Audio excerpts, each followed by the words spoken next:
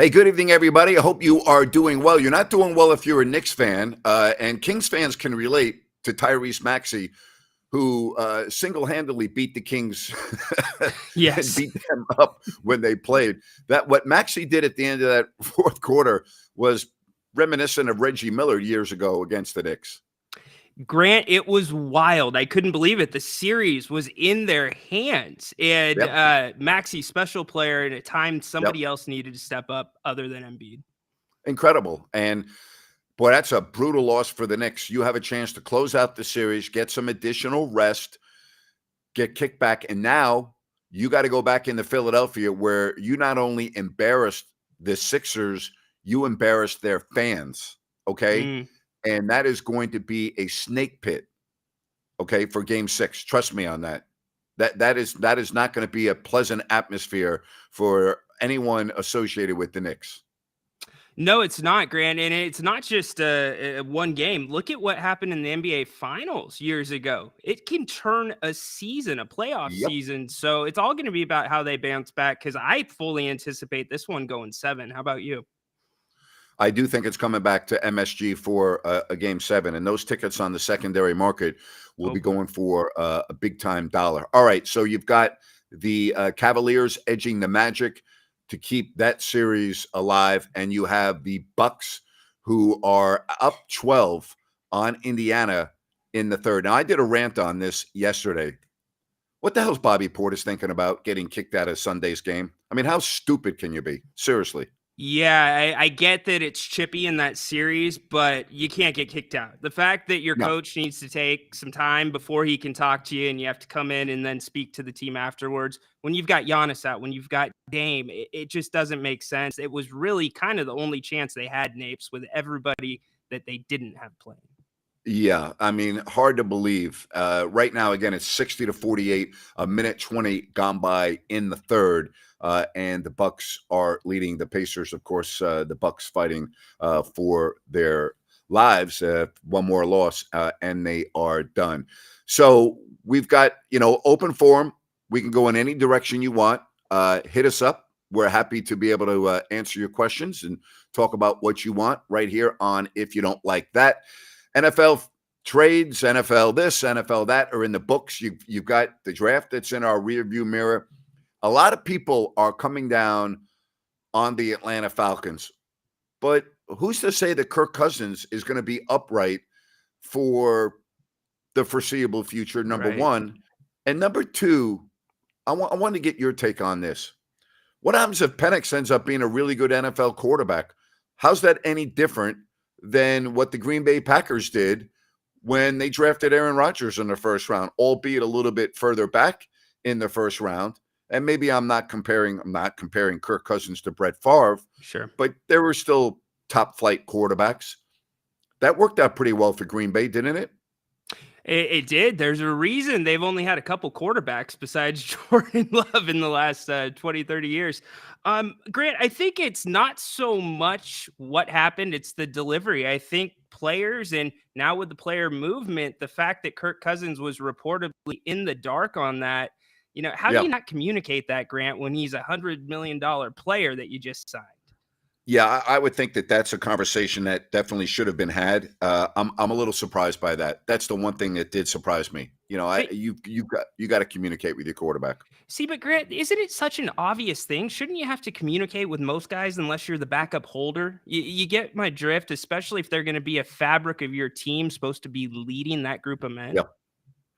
Again, it's not the way I would have handled it. That's for sure. I would not have handled it. We welcome your phone calls, Yes. your chat messages. Just hit us up, and we'll be happy to answer any questions. There were a lot of quarterbacks that went off the board. We kind of anticipated that. And a lot of people made a big deal about what the Minnesota Vikings did, moving up one spot, selecting J.J. McCarthy. Okay, so they took J.J. McCarthy. Does that mean he's going to be the guy? He didn't throw the ball a lot at Michigan. That's not how their offense was put together. Right. That doesn't mean he can't be very good in Minnesota. But again, he lasted to 10 in the draft? And listen, there have been a lot of good quarterbacks, Patrick Mahomes, Joe Yeah. Montana. There have been a lot of great quarterbacks. Brock Purdy.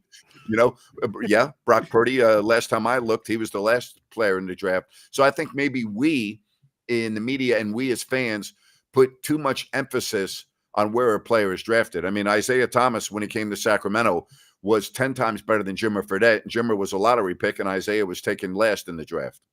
Grant, I think we put too much into best player available, right? You could have the best looking donut in the case, but if you're on a diet, you're not touching it. So Yep. I think for me, it's looking more at on an individual basis what teams need. And in a way, I think JJ McCarthy, from what he brings to college to the pros, being in the college game for as long as he was, I think that translates to Kevin O'Connell's system. I think he brings a level of toughness, which he's shown. Now the question becomes, like you said, can he throw the football? All right, a question. What do you think of Denver picking up Zach Wilson from the Jets? They didn't give up a lot. By the way, the latest on that, the Broncos are not picking up his option. So, listen, I like it.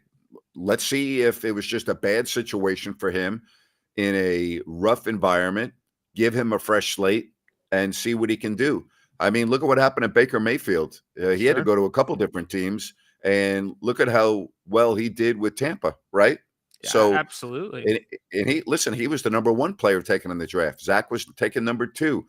There's a reason why those guys went so high in the draft. It's because they're very talented.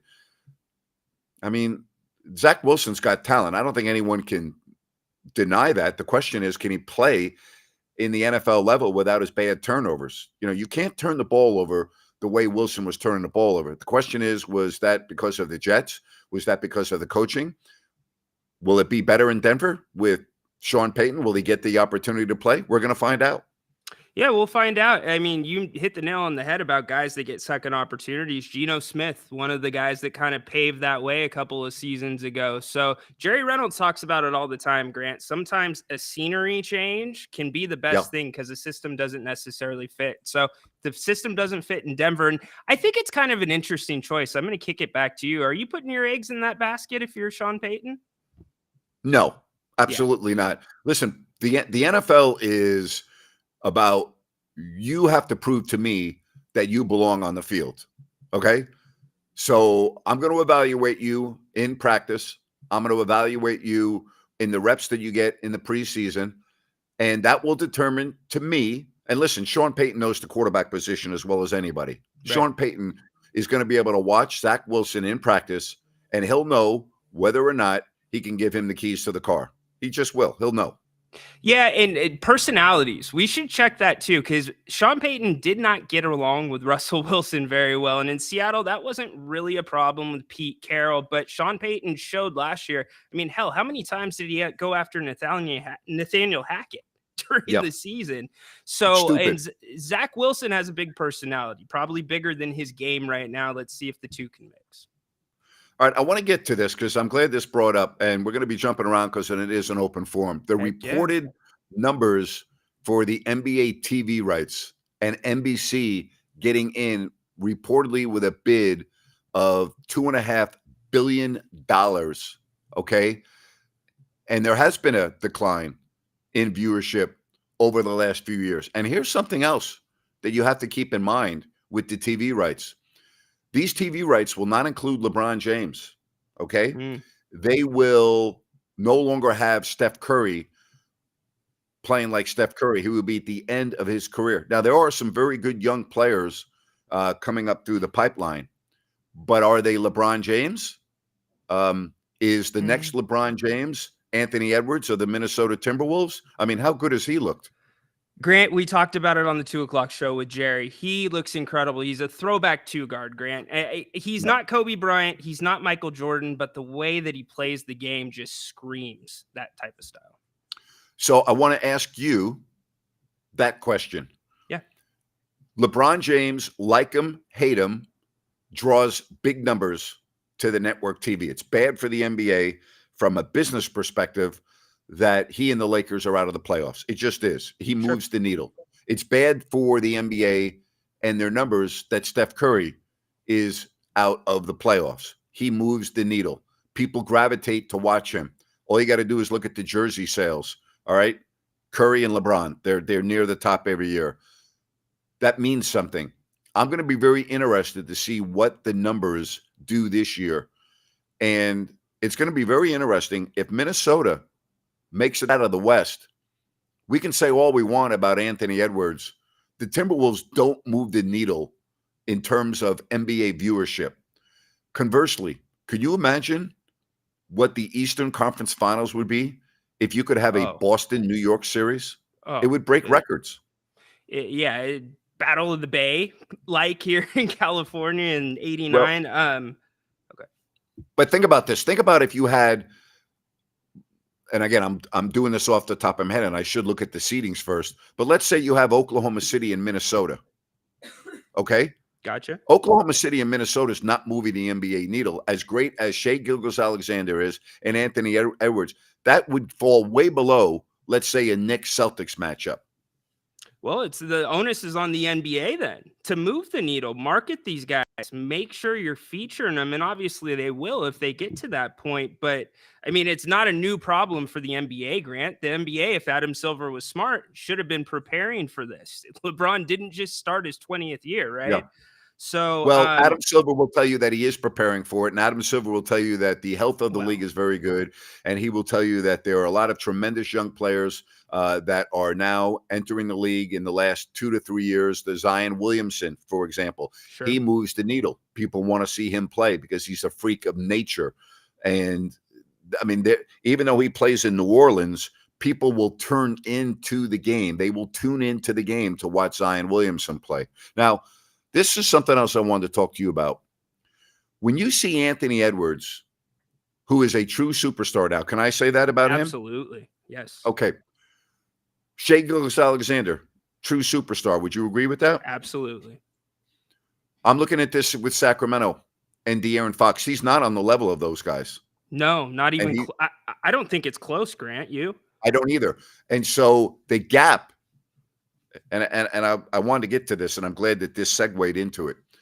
The gap between Sacramento and only those two teams. I'm not even talking about any of the teams right now. We can talk about New Orleans, which there's a gap the size of Grand Canyon. Yeah. But just in two teams that you look at that have a young nucleus that really aren't going anywhere, the gap between the best player from Minnesota and the best player of Oklahoma City and the best player for Sacramento is a wide gap. And it's a star-driven league, and stars win. And the Kings, to me, that's a big deficit right there. Well, and especially with one of your stars like Sabonis, who plays kind of an alternate style, not the sexiest style. I mean, if you like playoff basketball, you'll love it, Grant. I mean, the playoffs, for instance, I want to get to this really quick as we transition to that. Scoring in the playoffs, average score 10 points down from the regular season, which tells you defense is getting turned up, which I absolutely love. And I think that Adam Silver may see moves the needle, because the All-Star game with 1,000,000 threes doesn't. So I think that would be a really cool thing to see. But back to what you said about De'Aaron, I don't know that I can answer that question confidently, because I don't think De'Aaron's had enough of the support players, the really good role players you can count on around him to say he's had the same shake that an SGA's had. Well, SGA is a bad example. I think Anthony Edwards is a better example. Doesn't have two All-Stars next to him. He has Domas, and then it's significant with the playmaking. It falls off, Grant. So give De'Aaron a full deck to play with. And if he can't make plays, he can't close that gap, then we're having a much different conversation. Yep. All right. What do you think about that? If you want to give us a call, it's easy to do. We appreciate all of the messages. Patrick says NBC did a great job of marketing the NBA in the 90s. Maybe MJ helped. Yeah, you think? Yeah. Oh, my gosh. Yeah. MJ may have had a little something to do with that, Patrick. Yeah. Yeah. Just a slight increase in the numbers. Yeah. Yeah, no doubt. Speaking of Patrick, good to see Patrick Ewing at the Garden today, sitting courtside. That's always good. Absolutely. So, hey, we said we got the phones. It's open forum Tuesday, so bring your questions up. We bring in Condog to kick things off.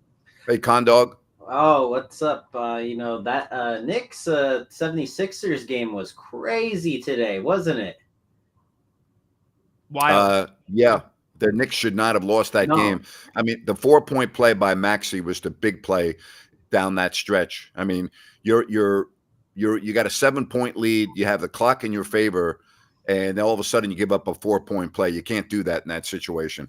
Yeah, that was crazy. And then also just not fouling at them at the end to stop Maxey from hitting that tying three. Yeah, didn't make That's sense to me. Isn't that a risky play though, gentlemen? Especially in the playoffs, you don't know how they're going to call that. You know what? I'm gonna lead an example with this because I went to high school with Gabe Vincent. I was just one grade below him. His senior year, we're playing against Consumnes Oaks in the Sacramento area. We were home. We're down by 3, and Gabe's having a great game. I mean, he was an NBA caliber guy. You know, he had 30-something points that game. But we're down by 3. They foul Gabe Vincent and send him to the line because they need 3. He can only get 2 at the line, and they ended up winning that game. Well, again, there are many examples. Yeah, that's just one that's just one I was there. You know, that's in my head. You know. Yeah, well, there are many examples of it working both ways. The number one criteria for that is how much time is on the clock. The general rule of thumb, and also whether the other team has a timeout or not, where they can advance the ball to midcourt. The general rule of thumb is 5 seconds or less, foul. More than 5 seconds, if the other team has a timeout, play it honest. Under 5 seconds, foul. And because, also, the Knicks have been way more physical, in my opinion, than the 76ers. They've gotten way more offensive rebounds. That they've been able to just almost bully Embiid out of the paint. Like, he's lost the ball constantly, no matter who's guarding him. That Robinson or Anunoby, he's just lost the ball. He hasn't been able to, really just put his foot down and just slam it in.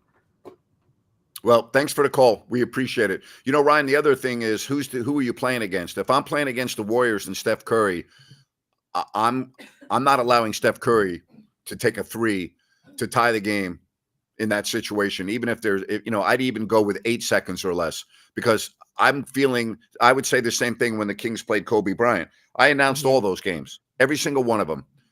And I knew, and Jerry knew, and the Kings players knew, and the coaching staff knew, and every fan in the building knew that Kobe Bryant was getting the ball.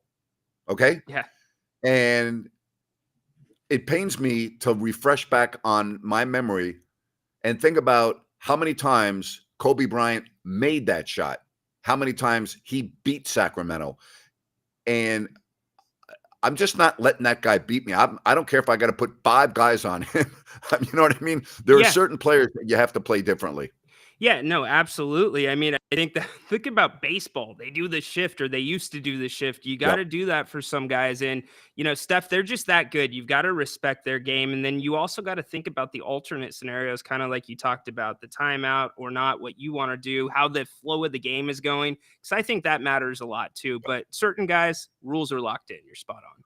Hey, I want to give a special thank you for their sponsorship the last 2 months, Gold Country Veterinary Hospital.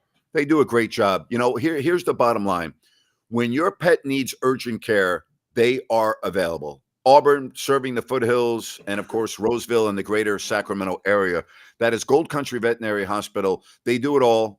We can't thank them enough for their contributions to this show. Amazing. And they're fabulous. Again, I'm just going to leave you again with that one line. When your pet needs urgent care, they are available. Also, a big thanks to Fosters and Paws, a group of passionate animal advocates. They do fabulous work. They work primarily with dogs in shelters. They are looking for donors, fosters, adopters. All you need to do is go to fostersandpaws.org/adopt. Ask if puppies are still available. They do great things for the community. They work with young people, teach them the lifelong benefits of owning a pet. I want to say thank you to Gold Country Veterinarian Hospital and Fosters and Paws for being with us the last 2 months. Thank you. Yes, indeed. Thank you very much. They give us Gold Country. Talk about the laughs, Grant. I know it's not a laughing matter, but the things that they do in that building are amazing. Incredible. All right. If you want to call the show, you can do so. Again, back to what Condog was saying. There are a lot of things that factor into it. How much time is left? Do you have a foul to advance the ball after, free throws? Whatever the case may be. All right. I mean, the point there is you saw Philadelphia lost. Was it game 3? Because they didn't call a timeout where they could have Yes. advanced the ball. But think Yeah. about the simple nature of that. All they had to do was call a timeout. They wouldn't have turned the ball over underneath their basket, and they would have won that game.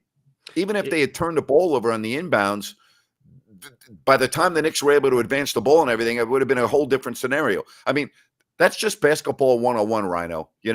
It really is. And, you can say all you want about, Nick Nurse not getting the timeout. Well, that shouldn't be on Nurse. All the players there are in the NBA. It's the greatest league in the world. Everyone should understand the situation and understand that it's an automatic to call a timeout there. I mean, it's just unbelievable to me. It really is. I think sometimes people forget these are adults playing a game. That's what they do for a living. They've done it their entire living. So the onus, like you said, Grant, isn't on the coach. All for the most part, is basketball. You should know that stuff by now. But it surprises me because it seems like every year, Grant, these things happen. Think back to the NBA Finals with Cleveland when J.R. Smith doesn't get there. He brings the ball back out, right? It's like, why is it a pressure, Grant? Is it just not being prepared? And who's that fall on? Great questions. Very, very good questions. All right. So I was talking about Bobby Portis. Here's a question from Kenneth. Do I think that a player like Bobby Portis would be a great fit next to Sabonis? What do you think about that, Ryno? I think he'd be a good fit. Not great. Not great. Yeah. How about you, Napes? All right. It's just basketball, as LeBron would say. All right. Hey, you know what? We have not talked together on this forum since a couple teams have been bounced out of the playoffs. The Lakers and Phoenix. Let's start with the Lakers. What did you think of what you saw from them in the postseason? And do you think they're still going to be a threat next year? I thought they played very well. I mean, look at the games that came right down to the wire. They blew the game in Denver. They absolutely blew the game. I thought they played Denver man up. They were, even in the elimination game, they had a chance to win the game at the end. So I was very impressed with how they played. I really was. I think what happened with Russell in, what was that, game 4 is completely unacceptable and horrible. And 08. I mean, you just can't have that. But I don't think the Lakers are a threat as they are with their age and everything else, and with the fragility of Anthony Davis to win a championship. And I said before the season began that I didn't think the Phoenix scenario was going to work with Bradley Beal. And I said I thought that was an absolutely stupid decision by ownership and the front office of the Phoenix Suns, and that was not going to work. To me, Suns are not a threat anymore in the West. And a lot of it has to do with the makeup of their team and their age with Durant and Beal. So to me, those two teams are behind Sacramento entering next year. And I think the Warriors are in that group as well. Those 3 teams, to me, I would take Sacramento over those 3 teams right now. I'm not, and I agree with a lot of what you said, a lot of truth to it. I'm not with you, though, on the Lakers. I think I would still put the Lakers above the Kings because they really, I know the Kings were 4-0 against them this season, but they weren't that far off. Like you said, they played Denver tough. It seemed like they led more than they weren't leading. And you never count out LeBron in the coaching situation. Darvin Ham's still the coach. Who are they going to bring in? That changes things. I just think that they've done some good things there, and in the front office, they might make some moves. Well, so you're going to be looking at a 40-year-old LeBron James next year, another year with Anthony Davis, and how many times does he get hurt? He can't play, and this and that. He played 70 this year. Yeah, that's a good point. Probably the most he's played in the last couple of years. I don't have the numbers in front of me. Maybe 2 years combined, Grant. I don't have them in front of me either. Yeah. I'm not sold on the Lakers as far as being a legitimate threat. Now, I'm very well aware they were in the Western Conference Finals a year ago. Yeah. Okay. Yep. But this year they were a play-in team, and they were able to get in because they won that first matchup against New Orleans. But I'm looking at the attrition of this team, Ryan. At some point, LeBron James is going to have to fall out, isn't he? Or fall off, isn't he? Yeah. Are we looking at Tom Brady, who's going to win Super Bowls in his mid-40s? I don't think so. And Jerry was on earlier on the Kings court, and I asked him the exact same question, Grant. He thought LeBron had maybe 2 good years left. And I think that's about right, don't you? Yes, I think that is spot on. Yeah, Yes, and so here was the secondary question. Do you think winning a championship right now is the top priority for LeBron James? 100%. Yes. Really? See, I Well, disagree. I disagree. what do you think? It's playing with his son? I think it's comfort. And I don't mean comfort does not mean complacency. I think that he likes the situation geographically where he's at. The family's settled in. He's thinking about life after basketball. And yes, he's thinking about his son as well. If he can have everything he wants in a team that could be a couple moves away from being competitive and still be right there, I think the Lakers are ready to cater to him. I've said this, and I'm going to say it again. A scenario that to me would be unfreaking believable is to see LeBron James play at Madison Square Garden for the Knicks at the end of his career.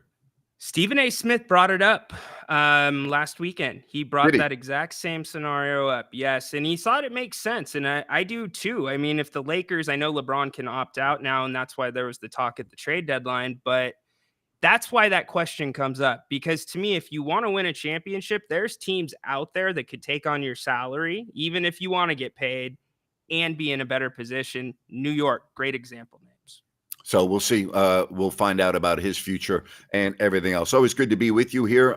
An open forum show, so you can call up and ask about anything you want. And don't forget, if you have any plumbing needs, repairs, New Works Plumbing will be there with their 24/7 service. Just go to sackserviceplumbing.com or call the number on your screen. New Works Plumbing, they've got a fix for you. They are awesome. Again, that's sackserviceplumbing.com. We are bouncing around. Always enjoy doing that. How about this? Kevin Durant to the Kings makes us a top 4 seed in the West, in my opinion. Yeah, I think he would as well. Yeah, you're right. He better. Yeah. For what you're going to pay. Yeah, but you're not getting Kevin Durant. Could you get LeBron James? Think about it. Seriously. No. I'm not. It's not a bad fit. For all the reasons you just laid out 2 minutes ago about where he's at in his career. But would the Kings be a good fit, that aside? Let's say winning a championship's the top priority. Yeah, he would be a good fit because every single person in that organization would understand that the only thing that matters is winning. And that, the personal side. I'll say this about LeBron. He keeps himself in supreme condition. That's why Harrison Barnes plays in every game. Harrison Barnes works on his body harder than anybody else in the Kings organization. Okay, he does all the little things, and he's got a regiment. And what happens? He plays 82 games every single year. There's a reason for that. Yeah. There's a reason for that. Was it Tom Brady and LeBron where you really saw that change, where you saw athletes investing in their bodies outside of the facility? I don't know as much about Tom Brady, but yes. I mean, the whole capsule, I can say, of athletes and what they do in the offseason is totally different than even 10 years ago, certainly 20 years ago. Even things such as ice baths, right? And the chambers that they get in, all that stuff. Sure. All the new, that everything is totally different now. It just is, Sure. Maybe not ice baths as much, although that is really becoming more of the norm now for, our athletes. But there's more medical staff, there's more technology, there's more nutrition. Although the nutrition to me, what I see the guys eat. What do you see? It makes me wonder how much they follow the nutrition. Well, when you got guys that are required in the past to bring not the Kings, but Krispy Kremes on every road trip, I'm sure there were rookies that had to bring something to practice or games every time when you were there, Napes. Yeah, all the time, all the time. There you go. What was the weirdest thing? What was the weirdest thing? I'll answer that in a question. Would you trade Keegan Murray for Brandon Ingram? No, I would not. How about you? I'd think about it. I think Brandon Ingram would provide an athletic dynamic to the Kings alongside Sabonis and with Fox that I think would be unbelievably interesting. I think that's right. But again, it goes back to, can he stay on the court? He's right in that category. And guess what, Grant? You know who's starting to approach that, at least for the postseason? Giannis. Yes. How much Yes. postseason has he missed? Yes, it is. So the weirdest thing that I saw rookies bring on the plane for, it was always pretty basic. Mostly it was In-N-Out burgers. They would Okay. have to make a stop at In-N-Out, and they'd come That's with a pain. big boxes of In-N-Out. And then the Kings cracked down on that. They're like, hey, man, no more junk food on the plane. So I'm like, well, how stupid is that? They just eat it in their car on the way to the plane. Here's what I've learned about all of this. You can lead a horse to water, but you can't make him drink the water, okay? Sure. You can tell the players what they have to eat. And by the way, the Kings have a phenomenal chef that's at their facility every day that prepares food around the clock for the players. Okay. And it's phenomenal. It's great. And again, it's very good. When I mean it's good, it's very good taste-wise, and it's very good for the players. For you. But that doesn't mean that the player is not going to go home and order a pepperoni pizza or stop at In-N-Out Burger or what have you. Okay, that's just the way it is. And you can talk to them all you want about what they should be putting in their body, and a lot of guys will just tune you out. Jason Williams was like that. Jay Will ate the most junk food of any player that I've ever seen. And then he would get on the court and run like a deer and leave everyone in complete shock of everything. And yet, an hour before the game, he's eating chicken tenders, French fries. No, I'm not kidding you. I know. I'm not exaggerating.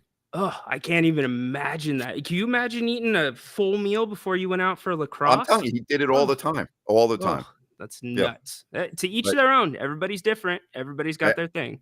Everybody is different. And, and speaking of junk food, you will not find any junk food when you go to Bennett's, right? No, you know that. No. And I know that. Have you been there for happy hours? I'm just curious. Have you been there at all when during the week? Or you're probably not a family man, but they have phenomenal sips and tastes, right? Like yes, they have great appetizers from 2 to 6 every afternoon. So whether it's Sacramento, whether it's Roseville, whether it's the West Side Grill in Rockland, you will love the daily happy hour from 2 to 6.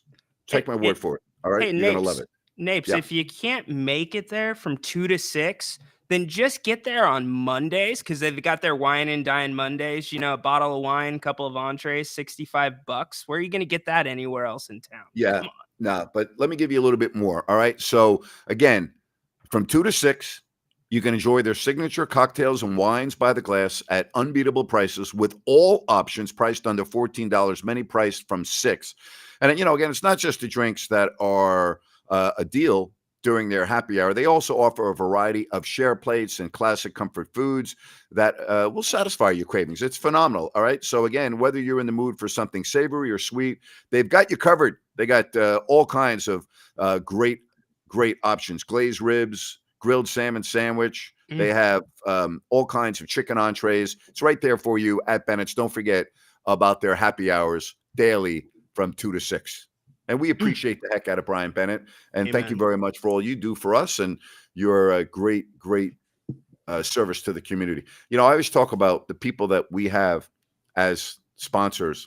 They all do phenomenal things for the community. Yes. Like Brian is making the greater Sacramento community better by what he does from a charitable point of view. And it's not just giving. He goes out and does it. I mean, every year at my golf tournament, Brian would be out there on one of the holes serving phenomenal sliders. And Brian was out there. Brian was there, okay, with the person cooking the sliders and preparing it and greeting all the golfers and thanking them for being out there. And then Brian is a guy that is not just yap. No. His actions speak louder than words. And I always just had the utmost respect for everything he does for the Sacramento community. It's phenomenal. Amen, Napes. Well said. And he's a guy that you can't help but meet him at his energy too, right? Yeah. He energizes you when you see him. Eduardo, where the hell have you been? Hola from Chile in South America. Where you been, Eduardo? I missed you, man. I thought something happened to you. You haven't been on the show. And I was like, man, where is our man, Eduardo? Hola. Good to know he's okay. Good job, Eddie. Hola. Yeah. Welcome back to the party, buddy. Yeah. Right. When's the last time we heard from Eddie? You know From what? Ed? I don't remember hearing from him at all during the postseason. No. Do we call it the postseason? Yeah. Yeah. Well, kind of. Kind of. It It's not wasn't. the It wasn't the playoff. true postseason. No. I mean, speaking of the postseason, they would have had to go against Oklahoma City. They look good, huh? Oklahoma City looks great. They do. I think the Kings would have gave him a better series though, Napes, than I think so. yeah. Yeah, without Zion Williamson, it was just really, really difficult. Hey, before we wrap up the show today, I want to tell you about Sunrise Landing from the great folks at Blazona Development. And if you go to CalusaSunrise.com, you can check out everything that Blazona Development has done out there. 6 models to choose from, various lot sizes, beautiful homes, no Mellorews, no homeowners. And I think you're going to like what you see out there. Really good access to the major arteries like I-5, Highway 20. Again, it is Sunrise Landing. Just go to CalusaSunrise.com from Blazona Development. That's CalusaSunrise.com and check it out yourself. That is a phenomenal community out in Calusa. Well, you're looking at the excitement building up now for a Game 6 in Philadelphia. And the league is really hoping this thing goes 7 games. Can you imagine a Game 7 between these two teams at Madison Square Garden? Oh, my goodness. It'd be amazing. It'd be a weekend game too, right? Because they're going to, it would be over. Oh, man, special. We got to get you there if that happens, Nate. You got to be on Celebrity Row right there. Yeah, I don't think that's happening. I think the price tag for Grant Napear to be at Madison Square Garden for a Game 7 on the front row would probably be $10,000. That cheap, you think? Oh, you think for a ticket, you think it'd be more than 10 grand? Courtside, I think it's more than 10 grand. Well, all right. I don't want to be, you're right. Courtside would be more. I don't need to be courtside. Put me, anywhere in the Garden. First of all, I don't want to go. But speaking of scores, how about Milwaukee leading Indiana 87-67? That's surprising. That is really surprising. They hung around last game in Indiana, so I guess that gives it a little credence, but good for them. They needed that. All right. We appreciate everyone joining us here on this program. Ryno, let's talk a little bit about what you got going on every day at 2:00 for the folks that maybe have not tuned in to what you do every day. Yeah, absolutely. We are here at 2:00 with the Kings Court live Monday through Friday. We've got fun segments that are for each day of the week. We've got special guests, surprise guests. Jerry dropped in today. I didn't announce that to everybody. So we want to be the home for Sacramento sports for you before the drive home. So we appreciate everybody making the choice so far. Over 240 today, Napes. Live. All right. So we'll get to this, Felix. That's a good job there by you to do this. If I'm a betting man, is Malik Monk in a Kings uniform next season? I'm not a betting man, but I'm going to say no. Interesting. What about you? Yeah, I'm going to say no as well. I think there's better options and a fresh start to start. Yep. All right. Appreciate each and every one of you. Thank you very much. Don't forget about Ryan's show. Again, 2:00 right here on If You Don't Like That. If you have not yet subscribed, do so because you'll know when we do shows. You'll always be up to date. It's the best way to follow us. We appreciate your support and thank you very much for everything that you do. And there you have it right there to the YouTube channel and everything else. So, Ryan, you have had a busy day. You have a great evening, my friend. Thank you, Napes. I appreciate it. Thank all of you too. Take care, everyone. Until next time, stay safe. Bye-bye.